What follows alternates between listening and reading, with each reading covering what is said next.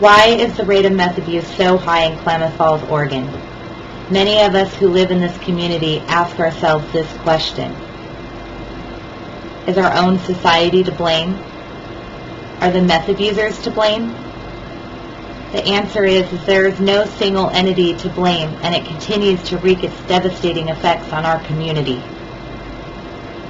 There are about 4,685 individuals in Klamath County that use some type of illicit drugs.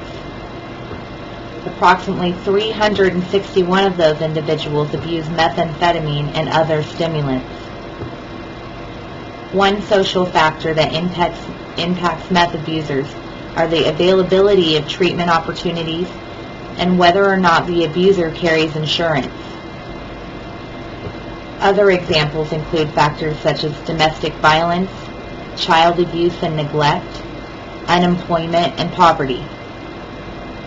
A big factor that impacts meth abuse are the legal consequences of meth possession, manufacturing, and distribution. Many meth abusers seek treatment in Klamath County. There are several outpatient treatment centers in Klamath and 2 residential centers. The disease of addiction is a devastating phenomenon. Few people would argue about the invisible line that exists between a meth abuser and a meth addict, although some professionals are starting to bring this into light. From a functionalist point of view, the high rate of meth use in Klamath County is extremely dysfunctional for our society and alters the way everybody lives their lives. We see higher crime rates, both theft-related and violent person-to-person crimes. Klamath County also has a high rate of domestic violence and child abuse and neglect cases.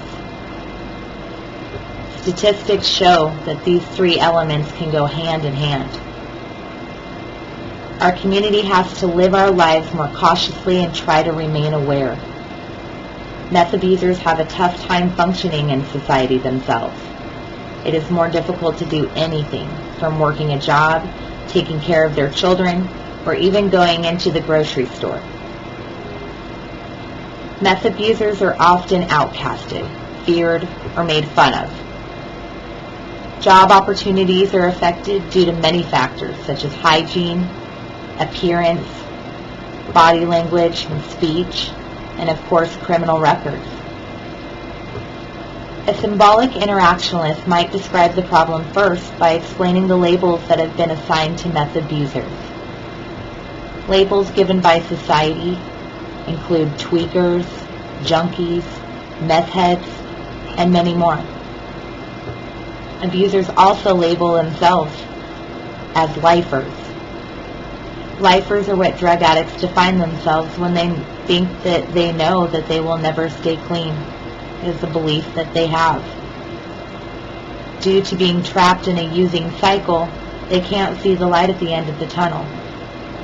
And due to the self-fulfilling prophecy, they remain trapped until the next phase, which can be jails, institutions, or death.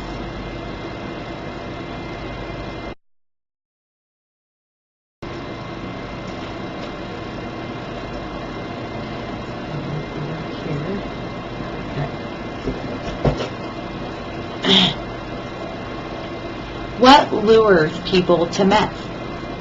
The very euphoric high lasts for at least 12 hours and can last for days. Meth pumps up the sex drive and can make a person feel superhuman. Meth, as with any drug, can become a person's primary coping mechanism when it comes to emotional trauma and post-traumatic stress disorder, also becoming a way of self-medication. It's important to understand that although not everybody who suffers childhood trauma becomes a drug addict, kids who are abused are more likely to involve themselves in risky behaviors, such as taking drugs.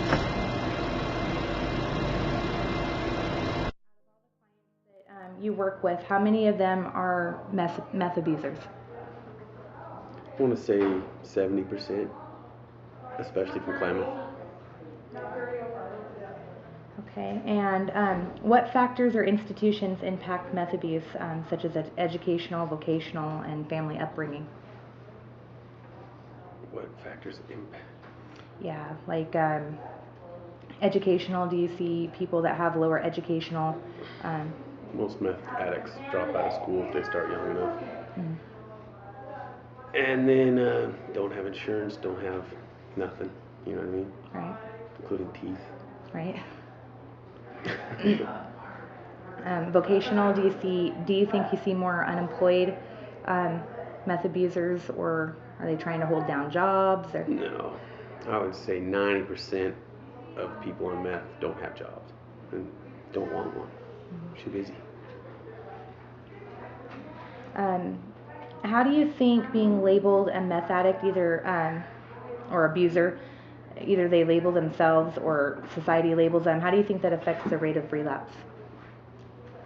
I think it keeps you, when you consider yourself, I'm just a meth addict, it keeps you in the disease and it keeps you around the same people like yourself. Like, well, my life's all messed up, and like it's somebody else's fault, but you've done it to yourself. And it just kind of keeps you in that funk.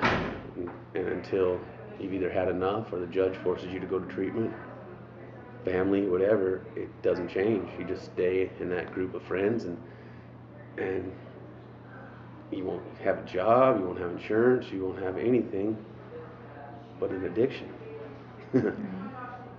It's a terrible way to live. I agree with you. How do you think socioeconomic status affect the likelihood of somebody becoming a meth abuser or using meth? Like, do you see people that are,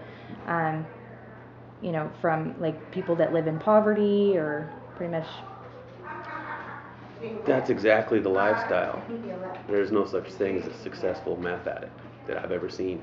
And I've been around quite a while. It's a poor man's drug, and you just stay in that funk. You don't have insurance, you don't go to see the doctor, your teeth fall out, and everything you have goes back into the drug. So you don't take care of yourself, you're in and out of jail. It impacts everything. It'll ruin your life. Yeah. And it'll keep ruining it until you do something about it. It's terrible. And it impacts everyone else's life around you too.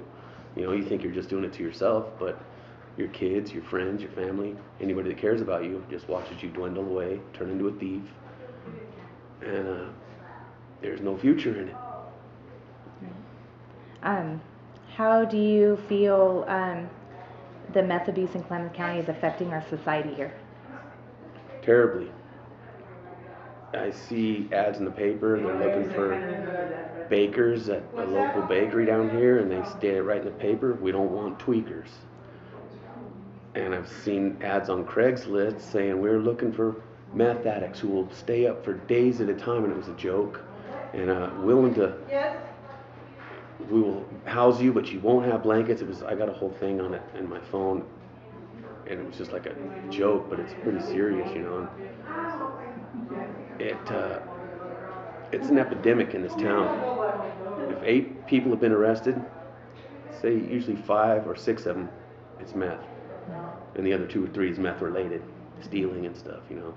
It's really terrible. It's a horrible situation in this town, all the meth addicts.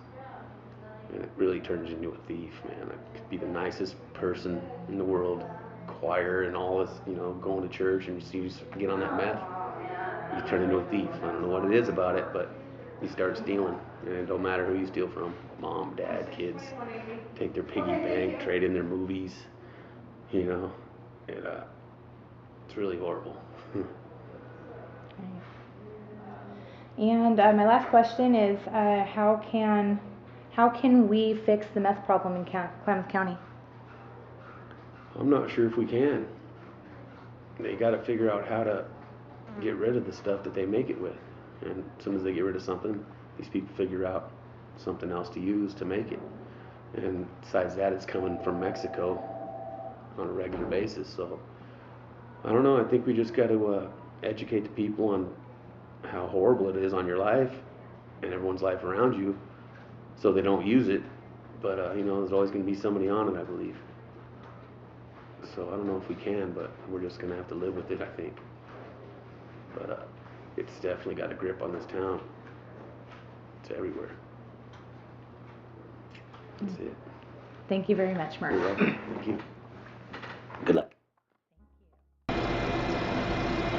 When used frequently, meth use rewires the neural circuitry. It is common to hear a meth abuser reference how they never feel normal unless they use meth again. Thus the cycle. According to Janine, the director at Best Care Outpatient Treatment, approximately 45% of her clients are meth abusers. Up at probation and parole, counselor Jackie Cooper has closer to 75% meth abusing clients. Both counselors agreed that family history and exposure are crucial in understanding the origin of meth abuse. Universally, children who are exposed to drug-abusing parents are more likely to abuse drug and alcohol themselves. Jackie believes that self-esteem is a huge issue for meth abusers. Between the pressures coming from their peers and trying to fit in, kids who have low self-esteem and low self-worth are more likely to use drugs or alcohol. The possibility of relapse is always going to be there. However, many meth abusers may not quit using due to the intense psychological symptoms that occur when detoxing off of meth. Jackie feels that labels that abusers give themselves can definitely affect the rate of relapse. Meth addicts may fear an alternate way of life. They may fear the possibility of losing their friends, of gaining weight, responsibilities, how they're going to have fun now, what's the sex going to be like. There is a big fear of change that can hold people back from trying to quit meth. Each counselor that I interviewed explained that there is no way we can fix the meth problem in Klamath Falls, but we can continue to raise awareness and continue to offer treatment to those who are suffering from meth abuse or addiction, and education to our youth and our public.